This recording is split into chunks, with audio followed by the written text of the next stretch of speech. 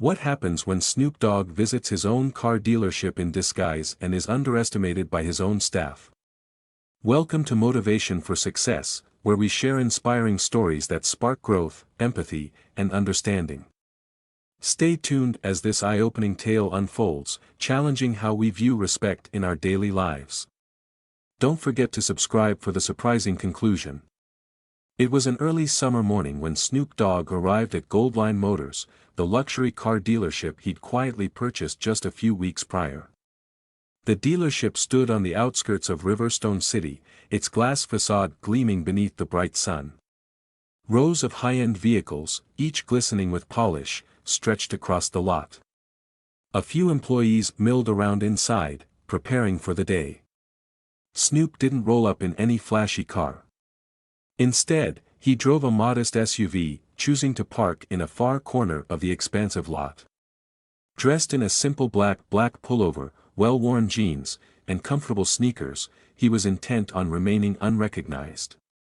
He wanted to see, firsthand, how his new business operated when the staff had no idea the owner was standing right in front of them. He pulled out his phone, verifying some messages, before stepping onto the pavement. Riverstone City was in the middle of a mild heatwave, and he could feel the warmth radiate off the asphalt. A gentle breeze rustled a nearby line of slender trees as he walked toward the entrance. The dealership's tinted glass doors slid open with a low hum, ushering him into a world of plush carpeting, climate-controlled air, and the faint smell of leather and car polish. Inside, a bright reception desk took center stage, flanked by rows of sleek coupes, shiny sedans, and towering SUVs. Several staff members stood chatting near a row of performance cars. Their conversation paused when they noticed Snoop quietly entering. Among them was Jordan, the dealership's general manager, a woman in her late 40s known for her sharp eye and even sharper tongue. She wore a stylish blazer and perfectly tailored pants, clipboard in hand. Tall and poised, Jordan exuded confidence, which explained how she'd risen through the ranks to manage Goldline Motors in the first place. As soon as Jordan spotted Snoop's casual attire, a flicker of disdain crossed her face. She maintained a polite smile, but her eyes betrayed her immediate assumptions. Straightening her posture, she walked toward him. "Good morning," Jordan said, her voice polite but clipped. "Welcome to Goldline Motors. Can I help you find something?" Snoop gave a friendly nod. "I'm just here to look around," he said calmly. Her gaze swept over his black pullover and sneakers. Looking for a used model?" she asked, tapping the clipboard lightly with her fingertips. "We have some pre-owned units that might fit certain budgets." Snoop raised an eyebrow but kept his tone even. "Actually, I'm curious about the new models. Figured I'd see what you offer before making a decision." Jordan's lips tightened almost imperceptibly. She nodded but made no move to hide her skepticism. "Sure," she replied. "Feel free to browse, but these are our high-end vehicles. If you need a sales representative, just let me know." Her forced smile signaled she doubted he'd be buying anything. With that, Jordan pivoted and walked away, exchanging a glance with another staffer as if silently saying, "He's not worth the time." Snoop couldn't help but chuckle inwardly, already seeing how superficial judgments could define a person's entire experience. Snoop took a slow walk around the spacious showroom, pausing to admire a gleaming midnight blue coupe. The car's lines were sleek, and its interior boasted plush leather seats, a testament to luxury engineering. The price tag, well into six figures. A young sales associate named Hannah approached with a cautious smile. She appeared more open-minded than Jordan, but she, too, hesitated. Hi there. Let me know if you have any questions about that coupe," she offered.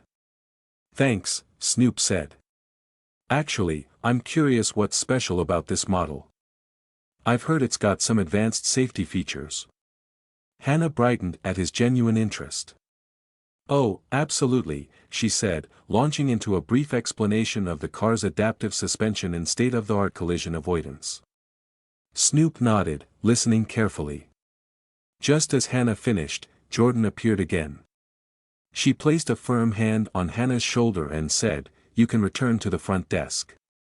I'll handle this gentleman's questions." A bit of confusion flickered across Hannah's face, but she nodded and withdrew. Once she left, Jordan turned to Snoop, maintaining a stiff but polite demeanor. "Sir, these vehicles are generally for clients with pre-qualified financing or a certain income level. I'd be happy to point you toward more affordable options if you'd prefer."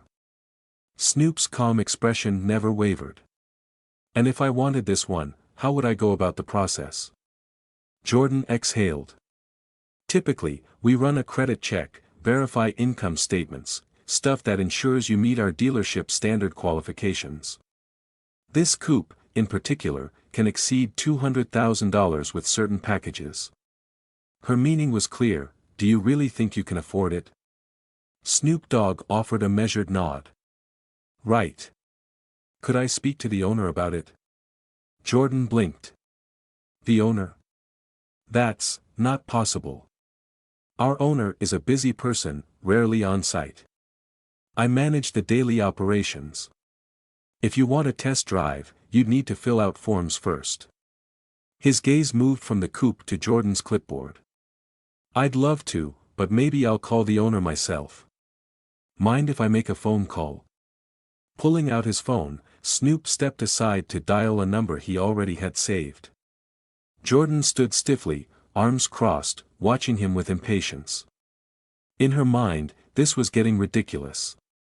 The last thing she wanted was to waste time on someone she believed couldn't pay. Snoop spoke into the phone quietly, "Hey, it's me. Yeah, I'm at Goldline Motors right now. Mind swinging by? Some interesting things going on. Thanks." Then he ended the call, sliding the phone back into his black pullover pocket. Jordan tried to keep her irritation hidden but failed. "I can assure you the owner won't be showing up on short notice," she said flatly.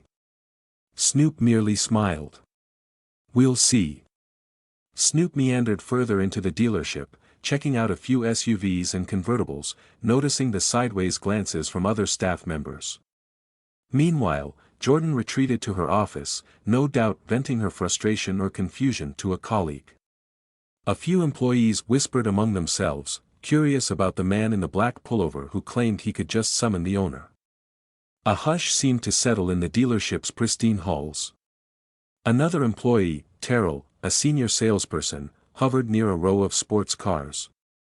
He shot a questioning look at Snoop as if to gauge whether he should intervene. Ultimately, Terrell just gave a courteous nod, as if unsure which side to take, his managers or the strangers. A few minutes later, Jordan returned, her expression even less welcoming. "Look," she said, folding her arms across her chest. "I've got a business to run. If you're not serious about purchasing, I'll have to ask you to leave. We have clients arriving soon, and we can't cater to, well, people just browsing aimlessly." Snoop tilted his head. "You want me to leave?" Jordan nodded. "I'm afraid so. Unless you can show some serious intent, and pass our standard procedures, I have to devote my time to real buyers." Silence enveloped them again, broken by the faint echo of a door opening. Suddenly, a man in a suit, Marcus, the regional director, stepped in, scanning the premises. Spotting Snoop, he broke into a welcoming grin, making a beeline for him. "Snoop Dogg. I got your call," Marcus said, shaking his hand enthusiastically. "Great to see you, sir." Jordan went pale. She stared at the two men, her eyes darting nervously. "Marcus? What are you doing here?" she managed to ask, her voice trembling slightly. Marcus turned, a flicker of disapproval crossing his face. "I came because Mr. Dogg asked me to. He's the new owner of Goldline Motors. I'm surprised you didn't recognize him." His voice had a professional politeness, but it was clear he was upset. An audible gasp escaped some of the nearby staff. Hannah's eyes widened, recalling how politely she tried to answer Snoop's questions. Terrell stood in stunned silence, and Jordan's clipboard slipped slightly in her grasp. Jordan swallowed hard, color draining from her cheeks. "You're the new owner," she repeated, as if trying to confirm she hadn't misunderstood. Snoop just nodded, his expression revealing no anger, only disappointment. "I plan to come by in casual clothes to see how things run day to day," he said. "Didn't expect to be shown the door." Jordan's chin quivered. I had no idea. We weren't told you'd be visiting."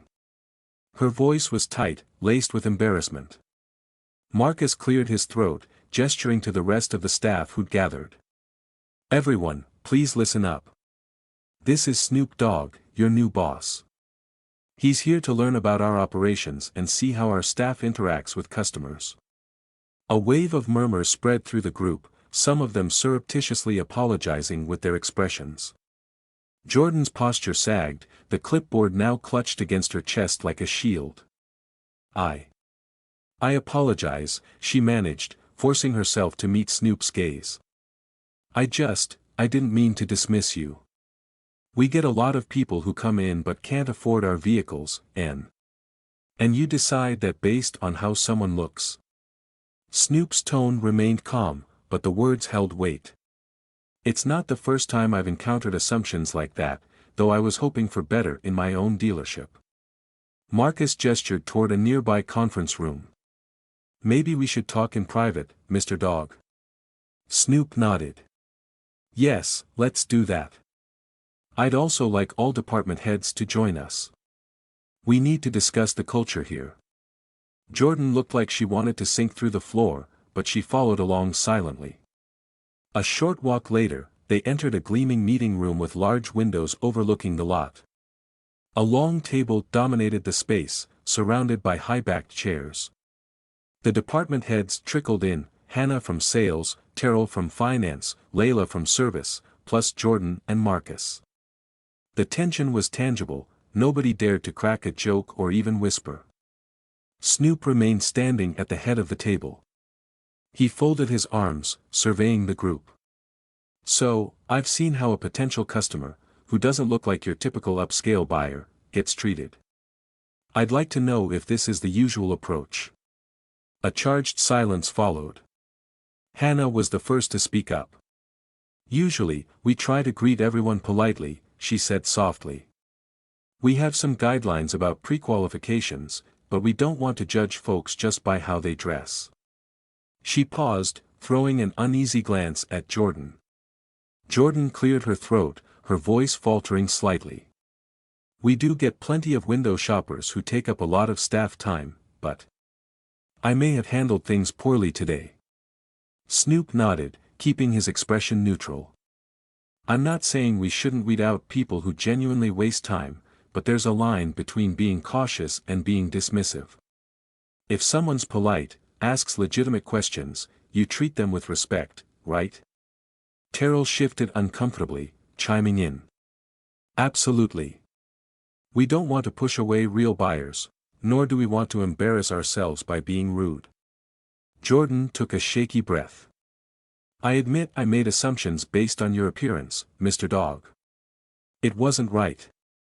I was under stress, worrying about meeting sales quotas. But that's no excuse." Snoop's eyes flicked her way. "Sales quotas matter, sure, but you lose more sales in the long run by offending or insulting potential customers. That's not how you build a reputation for integrity." Marcus, standing near the door, nodded in agreement. "This dealership has always prided itself on exceptional service. It's what keeps high-end clients coming back. If a staff member alienates people based on stereotypes, that undercuts our entire mission." Snoop leaned forward, resting his hands on the table. "Let me be clear, I want Goldline Motors to reflect values of respect, inclusivity, and top-notch customer care. We can't have an environment where staff turn away people just because they look like they don't belong." He scanned the faces around the table. Most of them, including Hannah and Terrell, appeared determined to prove they could do better. Jordan, still grappling with her embarrassment, pressed her lips thin, nodding in silent acquiescence. Jordan broke the silence. "Mr. Dogg, I truly apologize. I'd like a chance to rectify this, to show you that we can do better." Snoop's stance softened a bit. "Apology accepted. But I'd like to see action, like revised customer service protocols, training to ensure no one is judged by superficial things, and an overall shift in how we greet people." Marcus chimed in, "We can set up a workshop on cultural sensitivity, financial lens fairness, and brand representation. And Jordan, you'll need to lead by example." Jordan inhaled slowly, meeting Snoop's gaze. "I'm ready," she said, her voice steady this time. "I won't let you down." A moment of relief swept the room. Staff members exchanged glances, realizing the immediate crisis might be turning into an opportunity for growth. Snoop eased into a chair, leaning back slightly. "All right, let's outline next steps. Marcus, get some training modules ready. Jordan, gather the management for a meeting tomorrow morning. I want updates on how we'll handle customers with fairness." One by one, department heads agreed to their tasks. Hannah volunteered to help develop a no-judgment approach for initial greetings, ensuring every visitor is met with professional courtesy. Terrell offered to streamline the finance department's pre-qualifying process so it doesn't discourage genuine buyers. After the meeting ended, staff dispersed with renewed energy and a hint of tension eased. Jordan lingered, her face still flushed with the remnants of shame. Snoop approached her calmly, arms at his sides. "I respect someone who can own up to a mistake," he said quietly, "as long as they commit to change." Jordan nodded. "Thank you for giving me that chance." Her gaze flicked downward. "Honestly, I've been in the industry a long time. Sometimes you get jaded, seeing people who can't actually buy. But I crossed a line. I get that now." Snoop placed a hand on her shoulder in a gesture of reassurance. "I believe in second chances.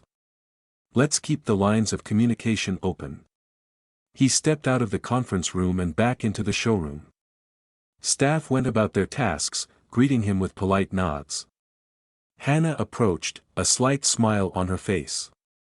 "If you have any questions about our inventory, Mr. Dogg, I'd be honored to show you around." Snoop returned the smile. "Sure thing. Let's see that new hybrid SUV you've got up front. Heard it's got some advanced tech." Hannah led him to a polished vehicle with a deep metallic finish. As she walked him through its features, he nodded appreciatively. This, he thought, was how it should be done: respectful, informative, friendly, no assumptions, no prejudice. While examining the SUV, Snoop noticed Jordan standing nearby, observing from a distance. She seemed to gather her courage before walking over. "Mr. Dogg, I wanted to say, if there's anything I can do personally to restore your confidence in me, please let me know." He studied her expression. "Well, let's start small. If you saw me dressed like this again tomorrow, how would you approach me?" Jordan cracked a genuine smile, albeit a little shaky. "I'd welcome you, ask if there was a particular car you'd like to see, offer you coffee, basically treat you like any other valued customer." Snoop nodded, satisfied with that answer. "That's good. Keep that mindset for everyone who walks in." Her eyes glimmered with determination. "I will." That evening, Snoop remained at the dealership later than planned, poring over documents in a small back office. He wanted to familiarize himself with sales figures, employee performance data, and how the place managed day-to-day tasks. Occasionally, an employee popped in to drop off paperwork or confirm scheduling details. Each time, they addressed him more comfortably, recognizing him as the new owner who valued humility and a hands-on approach. Before heading out, he wandered the empty showroom once more, reflecting on the day. The memory of Jordan's immediate dismissal flashed through his mind. It wasn't the first time he'd encountered prejudgments, nor would it be the last. But it struck him that a single moment of genuine humility could spark lasting change.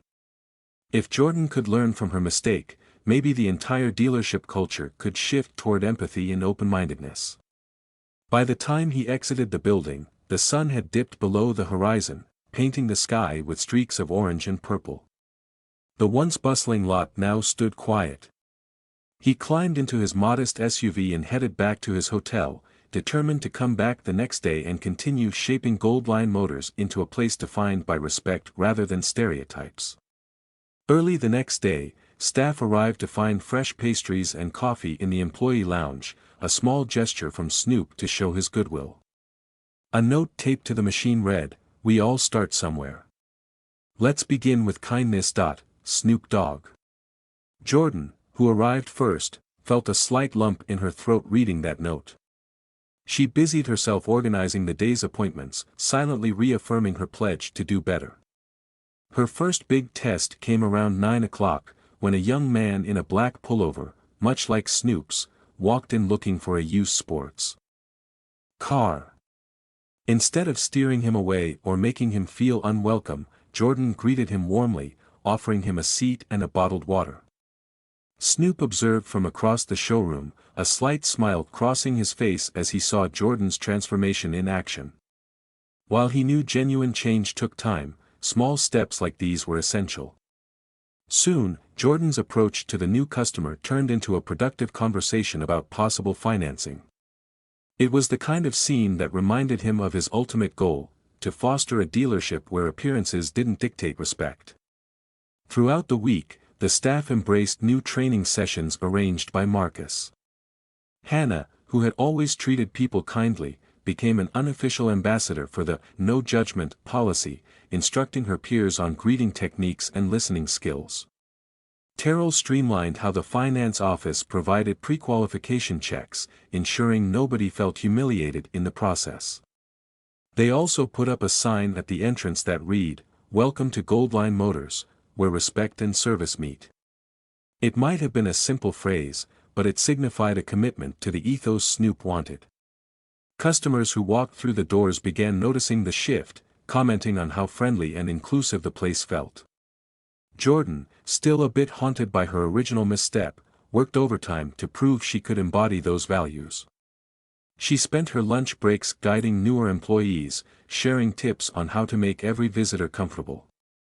Whenever she spotted Snoop, she offered him a respectful nod, no longer looking uneasy but rather proud to demonstrate her new perspective in action. One afternoon, a woman named Amira entered the dealership, dressed modestly and speaking with a soft voice. She seemed nervous. Jordan approached her with a warm smile. "Welcome to Goldline Motors. How can we help you today?" Amira explained she wanted to buy a reliable SUV for her growing family but wasn't sure if her budget would allow for a high-end brand. Jordan listened carefully, invited her to sit, and asked about her priorities: safety, space for kids, mileage, etc. Snoop, sitting in his small office across the showroom, watched the conversation unfold with interest. Instead of shutting Amira down or making her feel that she couldn't afford anything, Jordan walked her through a lineup of both new and certified pre-owned SUVs, highlighting features and potential financing deals. Amira's shoulders visibly relaxed. By the time they'd finished reviewing options, she was all smiles, grateful for the respectful treatment. Snoop quietly stepped over, nodding at Jordan in approval. This was precisely the kind of customer experience he wanted to see, one that could help the dealership thrive on loyalty and genuine connections. Before Amira left, she thanked them both, promising to return with her husband for a final decision. Jordan exhaled slowly, turning to Snoop with a slight grin. "Feels good," she said. "Much better than pushing someone away." Snoop winked. "Exactly." By the end of that week, Goldline Motors felt like a different place. The staff's transformation didn't happen overnight, but each day brought fresh signs of progress. Jordan's initial hostility had mellowed into genuine warmth, which inspired her employees to follow suit. Snoop convened another all-hands meeting on a Saturday morning to wrap up the short-term changes. The conference room was quieter this time, the tension replaced by a sense of unity. "I just want to say," Snoop began, glancing around at the seated employees, I appreciate how everyone stepped up. The dealership is already seeing more walk-ins, more positive feedback. Keep it going. Marcus nodded from the back of the room. We're also on track to meet this month's sales goals, which means our new approach isn't hurting business, it's boosting it. A light cheer arose from the staff. Jordan spoke up last, her voice steady but humble. Thank you for giving us this chance. I promise to continue learning and leading by example. Snoop offered a small smile. That's all I ask. As the meeting dispersed, Snoop lingered for a moment. He looked around at the employees tidying up, chatting in pairs, or heading back to their stations. The journey had only just begun, but the dealership was already miles away from where it stood when he first walked in wearing a black pullover. We judge too often based on appearance, forgetting that genuine worth can be found in any attire, any background. A single action, like challenging our own bias, can change someone's day or even an entire business's culture. Thank you for staying until the end of this story, where Snoop Dogg's low-key visit revealed the true colors of an upscale car dealership. If you've been moved by this tale, consider subscribing to Motivation for Success. We share stories that remind us how simple acts of respect and kindness can spark big transformations, at work, at home, and in our communities. Reflect on this question: do you sometimes judge people too quickly based on their appearance or background? We encourage you to look deeper, listen more, and give each other the benefit of the doubt. It's not about perfection, it's about taking steps toward empathy, one interaction at a time. If this story moved you, consider spreading kindness today. Greet someone you might have overlooked. Offer a helping hand even when it's not expected. Let's build spaces, whether they're car dealerships, offices, or our own neighborhoods, where everyone feels valued. And if you find yourself in a position of leadership, remember Snoop Dogg's example: sometimes wearing a black pullover into your own place can expose the truths you need to see.